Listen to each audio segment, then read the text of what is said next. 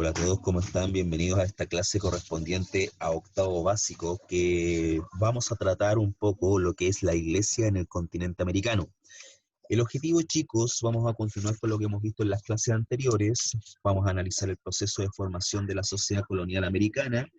Vamos a considerar los elementos como la evangelización, que es lo que vamos a ver hoy día, la esclavitud, que ya lo vimos anteriormente, y otras formas de trabajo no remunerado.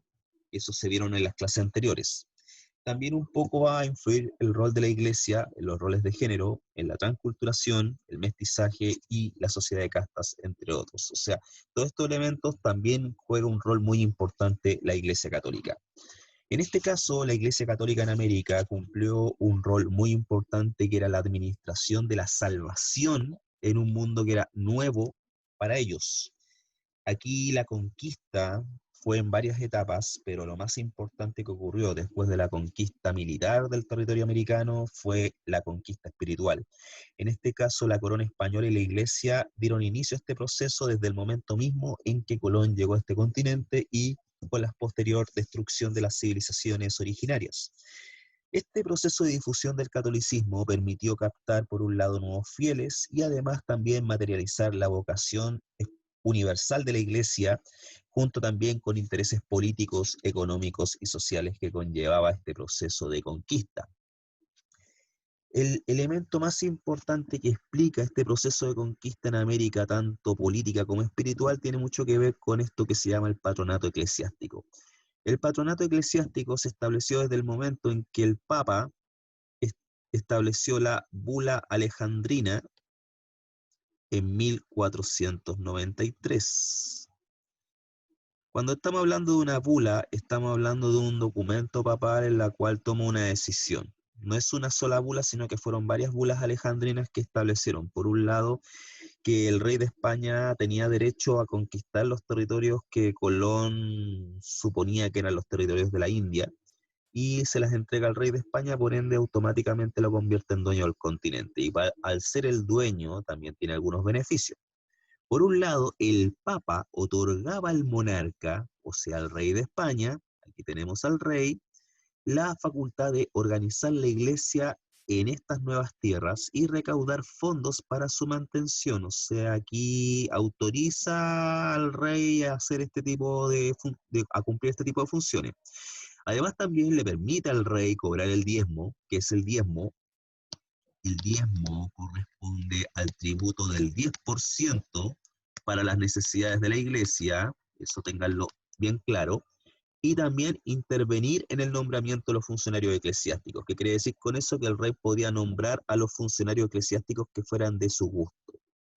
¿Qué función cumple el rey dentro de este patronato eclesiástico? El monarca se comprometía a hacer efectiva la evangelización de los indígenas en los territorios de América y además también se comprometía a proteger y mantener a los miembros de la iglesia en dicho continente. O sea, le aseguraba su inmunidad en estas tierras. No podían ser ni expulsados ni maltratados, aunque los curas se dedicaran a criticar lo que hacían los españoles en estas nuevas tierras. Esto significó un beneficio tanto para la iglesia como para la corona. Por un lado, para la iglesia, la institución obtenía recursos por parte de la corona, captaba nuevos fieles y podía asegurar la protección y mantención de sus funcionarios a través de esta inmunidad que les entregaba el monarca. Pero también para la corona, la evangelización tenía un trasfondo político. No olvidemos que en el siglo XVI se estaba produciendo la reforma protestante en Europa y la Iglesia Católica requería de más súbditos y más creyentes para el catolicismo, ya que estaba en crisis. Por ende, la evangelización fue un éxito en el caso del catolicismo. Además, también se buscaba moldear la cultura indígena según los parámetros occidentales, o sea, los misioneros tenían que sacar la idolatría a los indígenas y convertirlos en buenos cristianos, y además también hacerlos más dóciles y leales a la autoridad. Acuérdense que los indígenas eran considerados súbditos del rey, por lo tanto debían ser evangelizados y bien tratados. En este caso, la evangelización tuvo una organización, y en este caso, los que se encargaron de dicha organización fueron las órdenes religiosas que llegan al continente americano, de los cuales vamos a destacar a los jesuitas como los más jugados dentro de este proceso. Además, también estas órdenes religiosas, para poder evangelizar, requerían comunicación con las autoridades locales. Por ende, si yo quería ir a evangelizar un territorio, tenía que primero conocer al cacique, al líder, al lonco del lugar. Por ende, si yo caía en gracia al lonco, el lonco me autorizaba a evangelizar a los indígenas. Si me pasaba lo contrario, yo era carne de mártir. Por lo tanto, lo ideal era que recibía una autorización positiva y ellos se dedicaban a evangelizar, pero además también observaban el entorno. Y eso significó muchas veces que estos misioneros observaban, por ejemplo, la cultura y las costumbres del lugar. Y al tener este conocimiento, estos misioneros también aprendieron el idioma local y eso facilitó más la evangelización. Aquí no hubo una imposición, digamos, cultural de un idioma. Aquí los misioneros aprendieron el idioma de los pueblos nativos para poder acceder fácilmente a la evangelización. Pero además, con todo este conocimiento cultural que ellos tenían, también estos misioneros se dedicaron a denunciar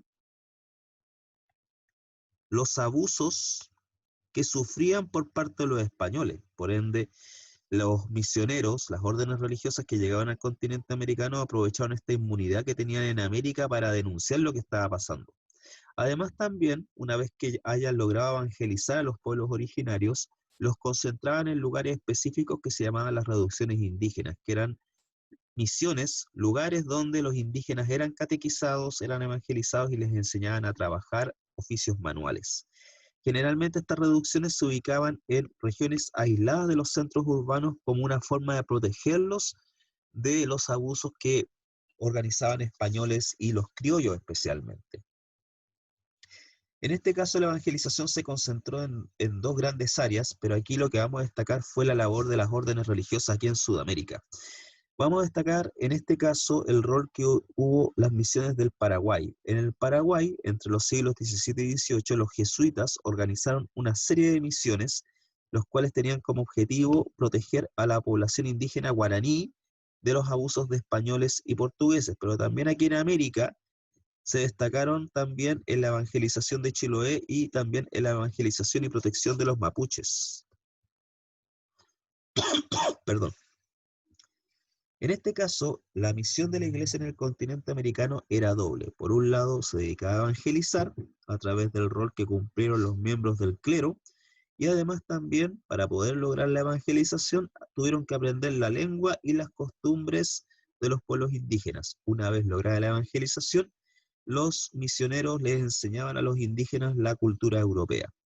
Pero además también, este proceso de evangelización de la población indígena requería concentrarlos en lugares, en este caso la creación de reducciones para evangelizarlos, pero también formaron colegios e instituciones educativas para enseñarles la cultura de Occidente. Esta educación permitió que los indígenas sufrieran un proceso llamado aculturación. ¿Qué significa eso? Que paulatinamente empezaron a perder sus costumbres originarias y empezaron a adoptar los elementos culturales europeos. Pero en ciertos aspectos también se produjo un sincretismo, o sea, una fusión tanto de elementos indígenas como europeos, los cuales se fusionan y adquieren nuevos significados. Y eso se manifiesta especialmente en las ceremonias religiosas. Por ejemplo, en la fiesta de la Tirana, que es nuestra fiesta más importante, aquí van a ver muchas veces elementos que son tanto españoles, como por ejemplo la adoración a la Virgen, pero también van a ver elementos indígenas. Por ejemplo, las diabladas, las morenadas, que ven en la fiesta veneración, en la veneración de la imagen de la Virgen, que es una ceremonia netamente católica, también le dan un elemento festivo, ya que aquí se suman las celebraciones prehispánicas y ven a la Virgen no como la Virgen María, sino que la ven como una representación de un espíritu ancestral, como por ejemplo la Pachamama. Porque ahí tenemos un elemento y un ejemplo de lo que es el sincretismo cultural.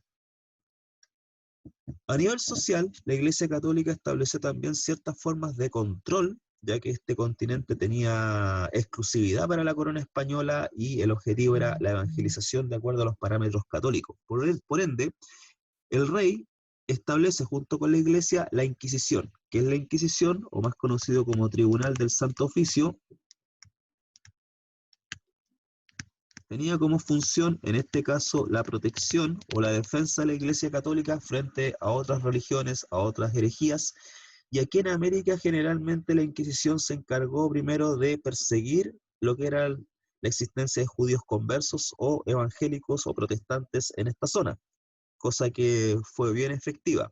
Pero además también se dedicó a perseguir lo que ellos consideraban prácticas de brujería o prácticas hechiceras. En este caso serían los ritos que trajeron africanos y también los ritos indígenas. Esos fueron muy perseguidos por la Iglesia Católica porque lo asociaban a la brujería y al demonio. Todos pensarán, ¿qué está pasando acá? Pero además también la Iglesia Católica se encargó de regular la vida privada y social construyendo referentes culturales. Por ejemplo, este ejemplo de la iglesia, las iglesias coloniales establecieron el campanario. El campanario automáticamente pasa a ser una instancia de control del tiempo. Todos pensarán, ¿para qué? Porque de esa forma, a través de las campanadas de la iglesia, establezco las horas del día y además también establezco que a ciertas horas tiene que haber oración. Por ejemplo, en la mañana hay campanada, eso significa que vamos a tener que rezar en la mañana. Al mediodía, si especialmente el día domingo, se tocaba las campanas, eso significa que había que ir a misa, y al final del día se tocaban las últimas campanadas y nos avisaba que terminaba la jornada y teníamos que dormir. Por ende, se empieza dentro del mundo indígena, que no existía un límite de tiempo, empieza a haber una reglamentación del tiempo por parte de la iglesia que indicaba los ritmos del trabajo. Además, también la vestimenta cumple un rol importante de acuerdo a la Iglesia Católica, especialmente para los indígenas. Los indígenas en algunos lugares andaban desnudos. La Iglesia les estableció vestimenta para diferenciarlos de otros grupos sociales y además también para cubrir su natural desnudez. Por lo tanto, ahí también hay una forma de regulación de la sociedad. En este caso, en la educación, la Iglesia Católica también ejerce una cierta influencia. Y las órdenes religiosas que se encargaron de impartir educación en América Latina fueron los franciscanos, los dominicos y los jesuitas. Los dominicos no fueron buenos para evangelizar pueblos indígenas, pero sí eran muy buenos para la educación y la protección de la fe católica. Incluso la Inquisición era una institución que lo dominaba esta orden. ¿Cuál era la misión de la educación en la colonia? Formar valores cristianos, convertir a los indígenas al cristianismo y transmitir los conocimientos de Occidente. Pero también existió educación informal. En este caso, la educación informal se daba fuera del colegio y estaba de acuerdo a los roles de género.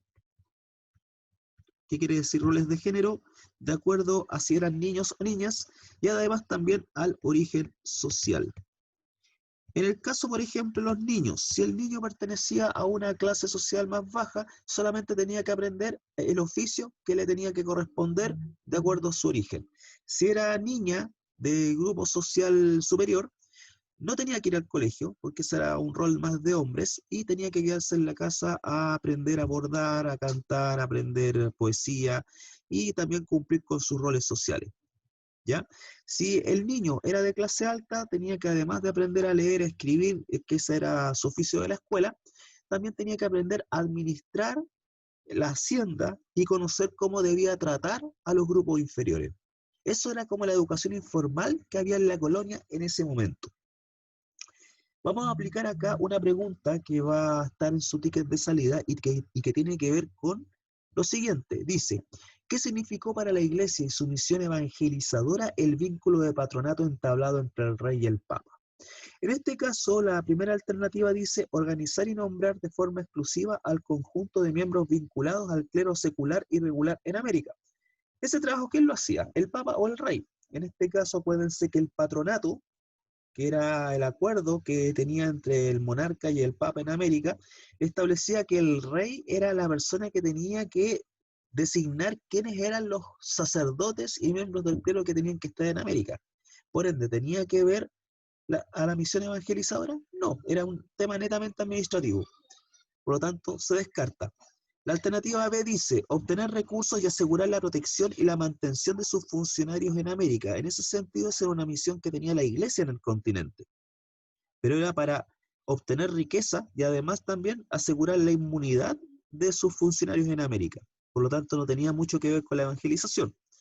El tercer elemento dice cobrar el diezmo y organizar y redistribuir los recursos económicos de la Iglesia en América. Esa función le correspondía al rey, porque el rey cobraba el diezmo en nombre de la Iglesia aquí en el continente. No olviden que el diezmo era el impuesto al 10% para la mantención de la Iglesia. Y la última pregunta dice, influir en la creación de instituciones como gobernaciones en zonas aisladas y vinculadas a reducciones indígenas. Aquí es más importante, ¿por qué? Y esta sería la respuesta correcta. Porque lo que buscaba la iglesia era evangelizar indígenas, nuevos súbditos para el rey. Por ende, la iglesia, a través de las órdenes religiosas, establecieron zonas especialmente protegidas para facilitar la evangelización y concentrarlos en reducciones indígenas para que el indígena viviera protegido y no fuera explotado por los españoles y por los criollos. Por lo tanto, la respuesta correcta sería la D. Ya muchachos, espero que hayan entendido esta clase. Si hay alguna duda que tengan, no olviden chicos de revisar el texto de estudio, páginas 76 y 79. No olviden tampoco, y me comprometo a subir al Classroom el repositorio de las historias del Barry. Y no olviden este video de la clase 9 de puntaje nacional. Nos veremos en otra oportunidad. Chao.